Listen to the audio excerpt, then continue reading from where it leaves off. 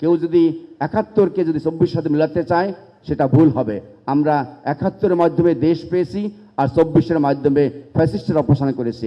আন্দোলনের মধ্য দিয়ে ২০২৪ সালের ৫ই আগস্ট জাতি কিছুটা মুক্তি পায়, কিন্তু আসল মুক্তি ঘটে এই ২০২৬ সালের ১২ই ফেব্রুয়ারি নির্বাচনের মধ্য দিয়ে, যে নির্বাচনে বাংলাদেশে কোনো সহিংসতা ঘটে নাই, বাংলাদেশে রক্তপাত ঘটে নাই।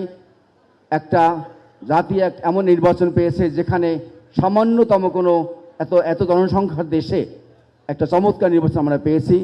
এখন জাতি আশাবাদী, জাতি নতুন করে স্বপ্ন দেখছে।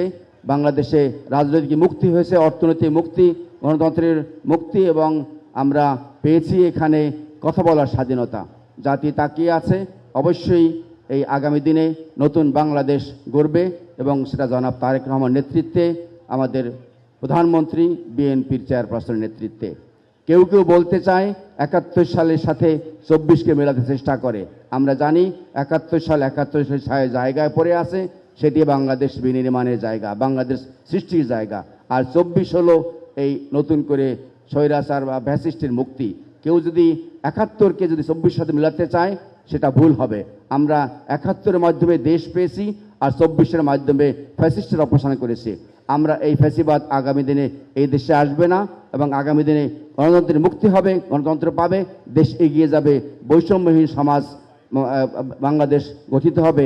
এই আশাবাদ ব্যক্ত করে স্বাধীনতা যুদ্ধ থেকে শুরু করে ২৪ পর্যন্ত যাদের রক্তদান, তাদের আত্মার মাগফিরাত কামনা করে আমার বক্তব্য শেষ করছি। খোদা হাফেজ। বাংলাদেশ জিন্দাবাদ। আসসালামু আলাইকুম।